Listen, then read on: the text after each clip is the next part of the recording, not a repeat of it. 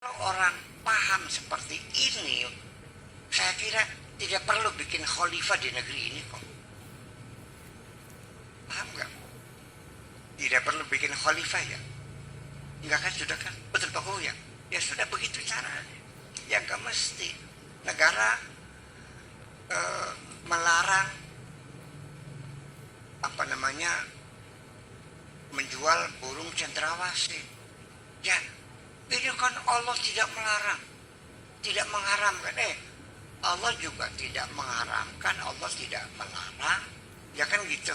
Tapi negara membuat aturan. Jadi kawin di bawah umur dilarang, kawin maksa dilarang, dan hak suami menceraikan suami dicabut oleh negara. Tolong diinformasikan kepada masyarakat bahwa sudah tidak boleh lagi laki-laki menceraikan dengan ucapan tidak jadi. Harus dibawa ke pengadilan, diucapkan di pengadilan. Sekalipun di rumah sudah mengatakan saya cerai 10 kali. Begitu ke pengadilan, diproses di depan hakim, Anda harus mengatakan cerai lagi.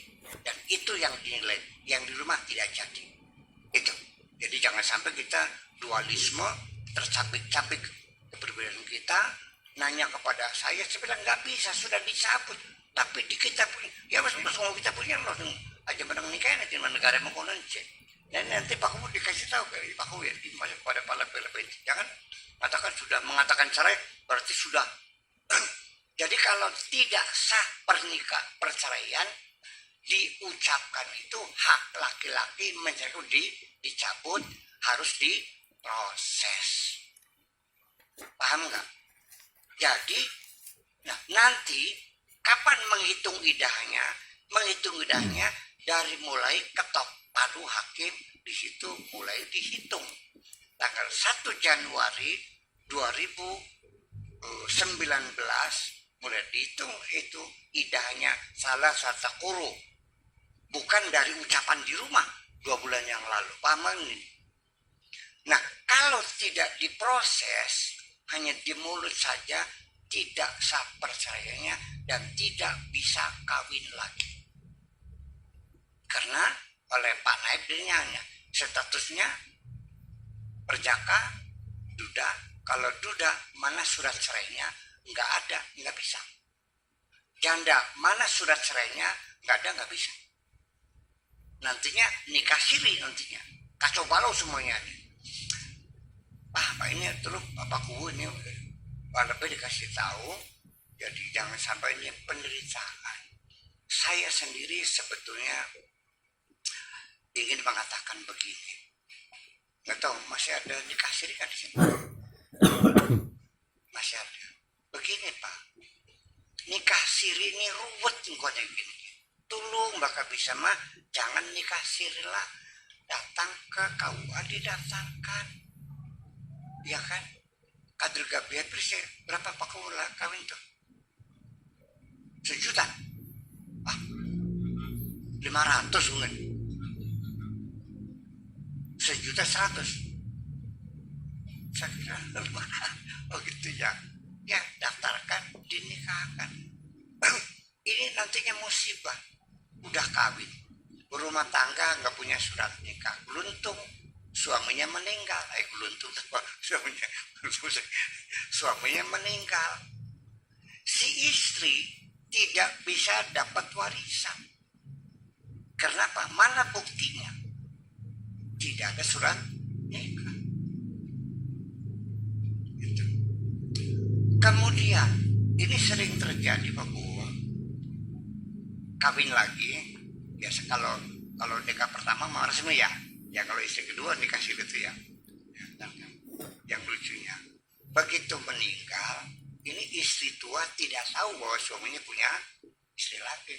Sampai selamat lah, kalau sudah punya anak 4. Anak istri tua dengan anak istri muda jatuh cinta.